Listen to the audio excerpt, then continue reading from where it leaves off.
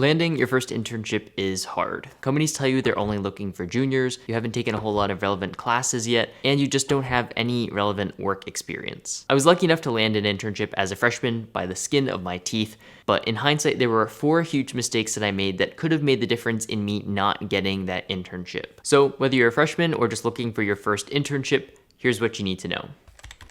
The number one thing recruiters will tell you when you're trying to land your first internship is that they're looking for someone with experience. Of course, I've probably ranted about this a million times by now, but if no companies were willing to take a chance on people who don't have experience, then no one could ever get experience. That being said, companies will consider your side projects and the other things you've done, even if you haven't had a corporate job yet. In my case, I had made a few different iOS apps back in high school, which gave me a slight edge, but I really failed to leverage this in 2 major ways. First off, I didn't specifically target roles that aligned with my experience. Naturally, a lot of companies are looking for people who can do iOS development, and instead of selling my relevant experience to those companies, I applied pretty aimlessly. Unsurprisingly, my freshman internship ended up being based around iOS as well as Android development, but that was by complete chance that they happened to be looking for someone with my kind of background, as opposed to me intentionally targeting companies that I felt would be a good fit for my kind of experience. Second, I didn't bulk up my resume with experience in any other areas. Specifically for me, that would have been C++ at the time,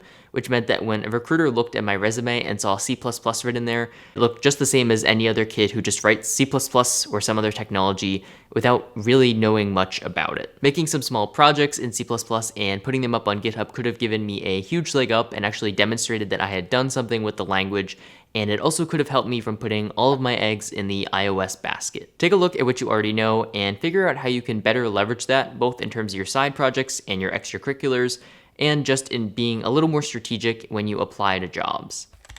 This is such a no-no, and frankly, I'm embarrassed to even admit it, but I did virtually no preparation as a freshman for interviews. I think the only real prep I did was cramming a little bit of cracking the coding interview the day before, and that was pretty much it. Now, it's one thing when you already have experience doing other interviews and you've already learned data structures and algorithms, and that's really just brushing up and trying to be sharp when you get into the interview, but I hadn't even learned any of that stuff yet. Instead of being proactive and trying to teach myself the things I hadn't learned in my classes yet to compete with the people who had more experience, I mostly just sat back and waited for my college classes to teach me. Doing that puts you in the exact same boat as all the other freshmen who haven't been doing any self-learning.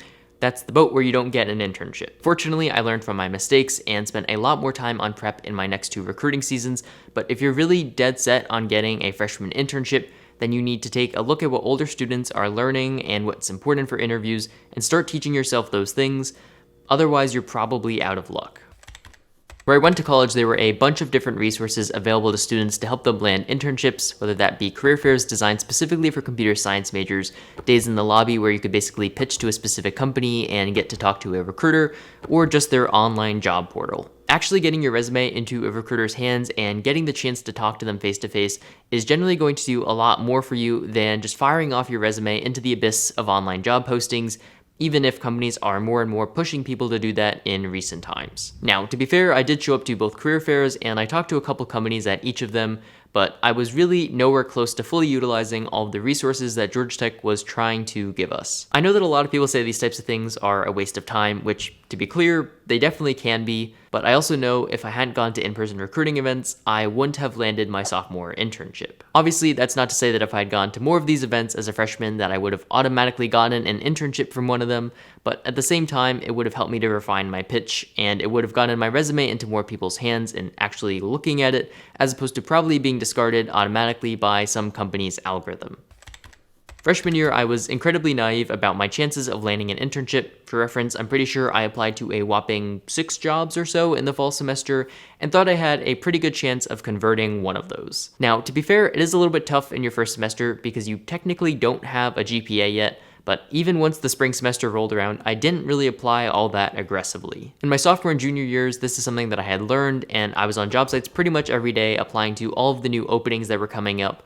But in my freshman year, I really didn't understand just how hard it is to get your foot in the door to even get the first interview. So if we say that as a freshman you have about a 3% response rate, meaning that if you apply to a job, there's a 3% chance that they get back to you about scheduling an interview. If you apply to 33 jobs, you're only going to have 1 potential interview. On the other hand, if you apply to 200 jobs, which I realize probably sounds like a lot, but is definitely doable, you'll hear back from 6 companies. Which means in this very crude example with completely made up numbers, just by applying to a bunch more places, you've effectively given yourself 6 times the chance of getting an interview. Especially if you're not writing cover letters, then applying to a job generally takes 10 minutes tops. If you can just set aside half an hour a day, you're going to give yourself so many more chances to convert on one of those, as opposed to if you just sit and wait for something to pan out, or you only apply to your dream companies and just hope one of those is going to work out, because that's a really dangerous gamble, and especially when you're getting started, having any experience is better than having no experience. Hopefully some of those points were useful. As always, if you have any questions, leave them in the comments down below.